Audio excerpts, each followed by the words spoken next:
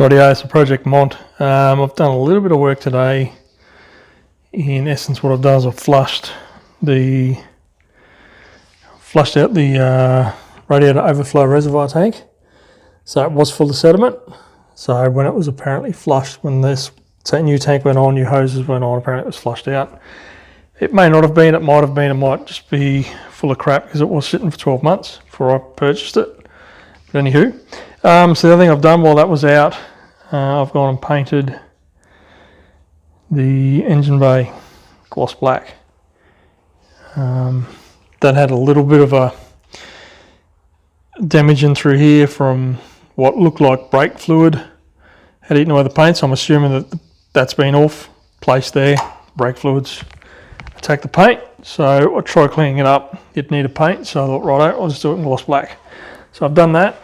I've come across and I've done that side as well, so it really tidies it up. The other thing which no one's really going to notice, I took the airbox out and I've given down under the airbox a clean, but the bottom, you're not going to see it, the bottom of the airbox, so the bottom half of the airbox, I was also given a coat of gloss black paint. Just slowly but surely I'll tidy this thing up.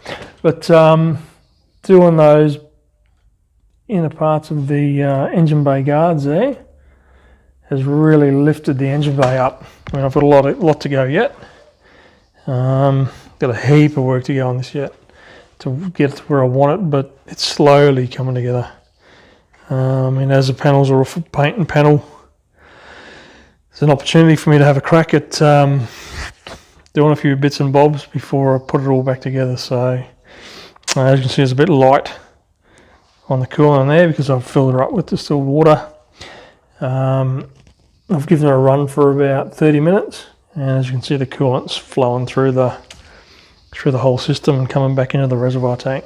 So as I run it more, it'll fill up with coolant, obviously. The only non-coolant that's not in the cooling system is what's in this tank.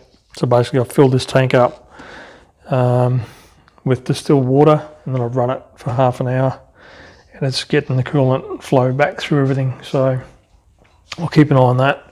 Keep an eye on the sediment levels. I've decided after Christmas, in January sometime, whether or not it needs it. I'm going to replace the radiator. I'll do the water pump at the same time and check any of the idler pulleys that need doing. The VCT solenoid, can't really see down in through there at the moment. No, it's clean at the moment, which is nice. I haven't been driving it, hence it's clean. But the VCT solenoid's got two O-rings in it. One sits in there, there's a small one in behind that part there. And then there's a bigger O-ring that goes around the whole circumference of this section here. And obviously with the heat and stuff, they do wear down and oil seeps out through there. So I've got a little tiny bit of oil seeping out from the bottom where that bolt is, on the bottom part of the larger, well, I'm assuming that, well, it's going to have to be the larger circumference O-ring. So that's going to have to get replaced. So once she's in getting radiator and